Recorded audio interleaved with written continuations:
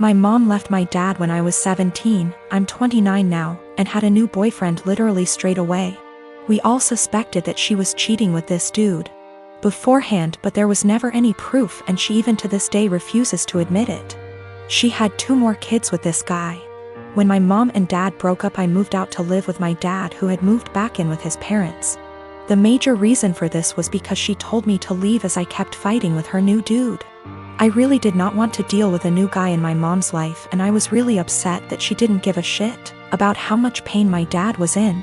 When she told me to leave, something in me changed, and I am still unable to forgive her.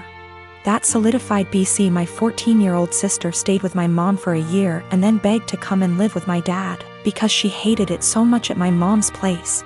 And my sister and mom were close, so for my sister to feel that way, it must have been bad. Since I was 18, my grandparents kept pushing me to start a business. BC. I liked to tinker and had built a few specialized tools for a niche construction industry that my dad was in, and they saw potential in me. They gave me a lot of money as an investment. Actually, their mortgaged their house, that's much they believed in me, and basically, I majorly lucked out and managed to land some national contracts at 24 that turned into more than a few millions of dollars over a few months when the business boomed. The profit trajectory has risen since then, and basically, I'm living a life I never thought would be for a schmuck like me. I moved my dad, sister, and grandparents out to the East Coast a couple years back, and we've started a new life. I am surrounded by people who see and saw the best in me, and I'm grateful so much. BC. I was seriously messed up after my mom blew our family apart. For the last couple years or so, my mom has been on my case to reunite with her. She is getting increasingly more insistent that I go visit her and her boyfriend and kids, and keeps trying to guilt trip me because my sister has a much more privileged life now and my younger 2 half-siblings don't. She keeps telling me that even if I don't forgive her, I should look out for the kids as they're innocent in all this. She made her bed and she can lay in it, but the guilt eats me alive sometimes. I just can't forgive her though. My fiancé, James, and I have been together for 3 years, planning a wedding for October 2016. A few months before we met, James bought a brand new home in a newer subdivision. We recently refinanced it and added my name. Before me, James dated a woman, Britt, for about 7 months. She's never been to this current house. From what he's told me, they broke up when he decided they weren't as compatible. The breakup was rough, to the point where he and neighbors called the police when she wouldn't leave his front yard and was screaming at 10 p.m. at night. This is all from what he and his sister have told me. I don't have a reason to not believe them. I've only had a few run-ins with Britt. These have been at restaurants or just coincidences out in public. We never spoke up until now. The problem, Britt has bought a house in the same subdivision that we live in. We even share a cul-de-sac. The only reason we found out about this is from a flyer we got welcoming her to the neighborhood. Our subdivision is very community-oriented. James insists he's never told her where he lives and hasn't spoken to her since the night he called the police. We both brushed it off as a coincidence, but lately it's becoming very weird. Here's why. I work for a company that allows me to work from home 3 out of the 5 days. Our home is a ranch and my office window faces the street. I'm not sure what Britt does for a living, but she does not work during the day. From about noon until 3, she spends her time walking up and down our street. When she passes our house, she doesn't take her eyes off of it. It's almost like she can see me in the office. She'll even stop in front of our house and stretch there for about 5 minutes. Every day anyone is at home. It makes me uncomfortable to the point where I have all of our blinds closed during the day. I understand the need for exercise, but she walks for 3 hours just going up and down our street. Another issue is when either James or I are outside with the dog, she'll let her dog outside and it will come sprinting to our yard. This causes her to come and get her dog. Every time she says, "I'm sorry, we're still working on training." James and I are always polite. Normally, I would be okay with this, but James has pointed out that any other time she lets her dog out and we're not outside, she'll immediately correct him before he runs off. She never corrects him when we're outside. We've been getting ding-dong ditched a lot since she's moved in. Something that's never happened in the 4 years that James owned the house. The doorbell will ring around dinner time, between 6 and 8, and by the time anyone gets to the door, no one will be there. It's gotten to the point where our Doberman has picked up the routine and waits by the front door, pacing. The last issue, which I believe might be illegal, is that our mail seems to go missing for a while and then pop back up. What I mean is, Brit will knock on our door and say that she received our mail and is just returning it. This has never happened with the previous owners in her house. We don't have a new mail carrier either. It seems to happen once a week and she'll always bring it on a Friday night. Based on the date on the envelopes, we can tell she's been holding it all week. This has pushed James over the edge because she had our water bill, which resulted in us being 2 days late on the payment. James is neurotic when it comes to paying bills. Every time I have to convince him not to go over and yell at her because we haven't actually caught her taking it out of our mailbox as much as I try to monitor it. She usually gets 2 days worth of mail because those are the days I'm not working from home, the other days I get it right away. I'm not sure what to do at this point. I don't want to piss her off by confronting her, but how can I get her to stop? She's making us nervous and I feel uncomfortable in my own yard most of the time because I know she is watching. I know this sounds strange, but I'm not sure if I can legally do anything about it. I don't have anything against her, it's just becoming an annoyance. I am a 45-year-old woman, my husband and I have a 15-aunt daughter Kate and a 9-year-old son Sam. My husband has a brother and a 40-year-old sister, Eva. Eva and her husband James have a daughter, Allegra. She is also 15 years old. Kate and Allegra have always been compared in the family. From the time they were born, it seemed to be a competition of who would walk first, talk first, do more, achieve more. And Allegra was always first.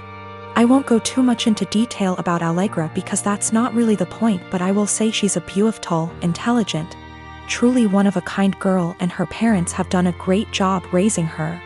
My in-laws fell in love with her and think she hung the moon. This bothered me and made me sad for Kate, but I let it go for the most part. There's no doubt in my mind that they love all the kids equally, but out of the 2 girls you can tell who they admire more. Every summer, the whole family visits a holiday home that Eva shares with my in-laws. Over the summer, Kate met a boy, Luke, who was also holidaying in the area. They started dating. This was Kate's first experience with boys. Allegra had friends who were nearby, so for our first few weeks we didn't see her much.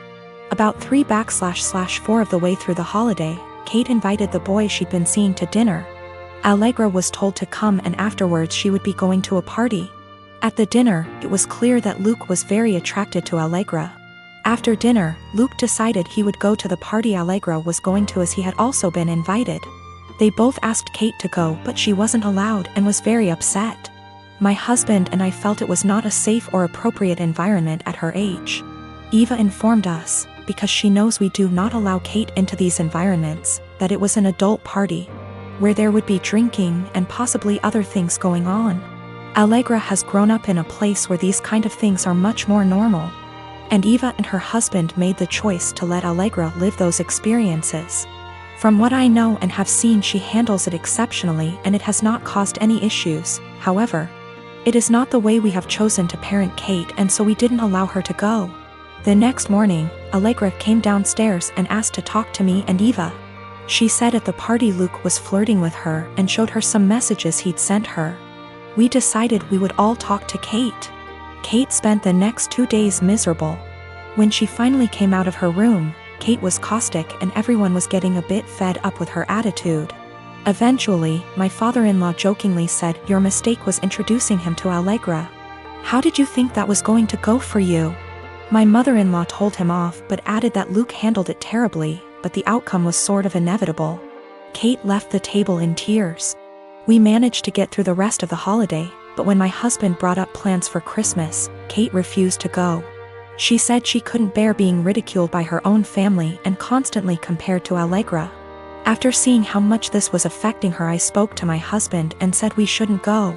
He argued that it would be wrong to let Kate take away time with family just because of a boy. I reminded him that this has been happening since they were born, but he said that we can't shield Kate from every special person in the world. He said he would talk to his parents about their comments, but that we should not set a precedent of letting Kate run away from reality. My father is a dick. When he got my mother pregnant, he wanted her to quit her job and just stay home to be a good little wife and mother. He is very well off due to a trust fund and he doesn't really need to work. My mother refused and divorced him. Because of a prenup she got very little and he moved back to Europe. His parents never knew about me and my mother had a good profession and I never really wanted for anything. My grandmother and grandfather, her mom and dad were awesome. And I got to spend my summers exploring the wilds of Western Canada with them. My father never paid the child support he should have. Like I said, it did really matter. My mom makes good money and she gave me a great life as a child. I'm getting married. I met the love of my life at university and we have been together for 8 years. He is a wonderful person and he really is my lobster. His family is from the same city as my father and they are a huge rambunctious bunch. Because of a lot of intermingled business and personal relationships, my parental grandparents found out about my impending wedding, and me, I suppose. They have been in contact and want to come to Canada to meet me and my fiancé, who I guess is a grandson of an acquaintance of theirs. Small world. When they found out that my father had basically abandoned me to fend for myself in this world, this is honestly how they see it. They were pissed, to say the least. It is very funny because we are decidedly upper middle class here. So long story short, they had their lawyer calculate the amount of child support my father should have paid with interest, and the cost of my post-secondary education. They then gave me this as a gift. What I didn't know was that it came out of my father's yearly draw on his trust fund. He is furious because it is obviously a sizable amount and it will very much affect his finances for at least the next 2 years. He may need to, get a job. He has been contacting me and telling me that his current wife and children will be negatively affected if I don't give him back this money. I don't really need it. And I guess I am entitled to it, and I am getting a trust fund now as well. But I really want to pay off any debt my mother may have and make sure that when she retires she can do whatever suits her fancy. I'm not giving it back. My half-siblings will not really be affected. They have trust funds set up already and their tuitions and fees and stuff are covered. My grandparents' family sets these up when a kid is born. One of the reasons my father is upset is because since he didn't bother to tell his parents about me, they did not set this up. They have since taken a good chunk of his trust fund and used it to set mine up. Realistically, the principal being separated 28 years ago would have left him in the exact same position. My mom was working on getting her PhD so she could help kids with a certain condition. That is what he wanted her to walk away from. My grandparents have sent me pictures of my family there. The coolest thing is that my grandfather looks like the granddad from The Parent Trap. My mom never remarried, but she has had a special friend since I was 5. He is amazing and taught me to swear in Colombian Spanish. I had lunch with my mom. Apparently she has no debt. Like at all. I guess she did literally write the book about the treatment for the kids she works with. She does okay for herself. I never really thought about it. We decided that what would be best is to set up a scholarship for people who want to go into her field of study. Since I am now a trustafarian, I can afford to do this. I am, however, going to book her and her friend a trip for after my wedding. And I am going to go pay off my car. My half-brother has posted about this. He has a slightly different viewpoint than myself. He is not in any way coming after myself or my mother. He is a young man who is disillusioned with his father.